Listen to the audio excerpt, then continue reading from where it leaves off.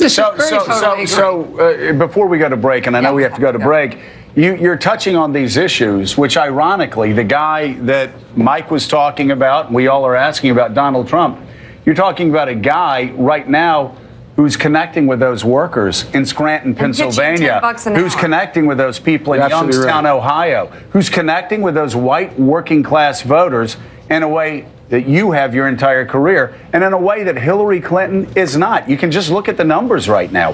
Why is that? That's why I'm going to be living in Pennsylvania, Ohio, Michigan. Over the next 6 months. Other than that. But why is that? I think it's two reasons. One, I think the Democratic Party overall hasn't spoken enough to those voters. They've done the right thing for the voter, haven't spoken to them. We don't walk in, like, for example, Joe, you and I talked about this, but if there's a cop in America that doesn't support me, I don't know where it is. Don't know, yeah. No, I'm not being facetious. These are guys I grew up with, okay? Yeah.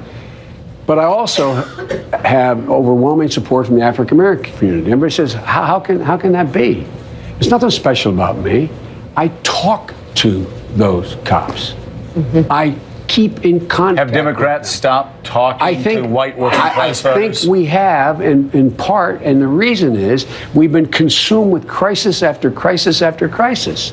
And so I go in my own neighborhoods and they go, Joe, hey, Joe, over here, you know, what about me? And I said, well, look, all these things that are happening, look, you know, what are the things that affect middle-class families? Let me define what I mean by middle class. Being able to own your own house, not have to rent it, being able to send your kid to a park, they can come home safe, being able to take care of your geriatric parent after the other one dies, being able to send your kid to a local school, they do well, they get to college, and if they get there, you can get them there, if they get in.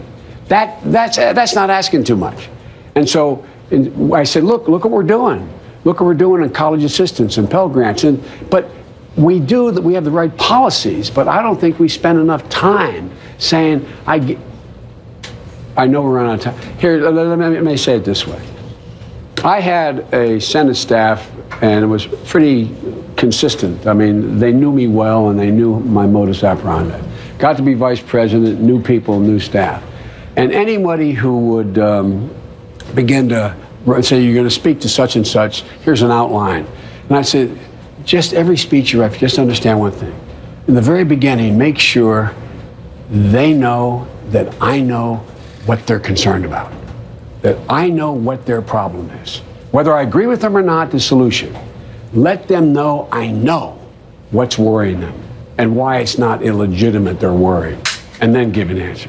We instead go in, and sort of in the old days, the limousine liberals, we go in and say, oh, Mike's still a limousine liberal, but go ahead. Yeah, right. You know, no, it's like, I got the answer for you. Yeah. Right. I got the answer for you. I think there has been, in both parties, not enough, it's going to sound strange, enough respect shown. Oh, absolutely. To ordinary people busting their nuts.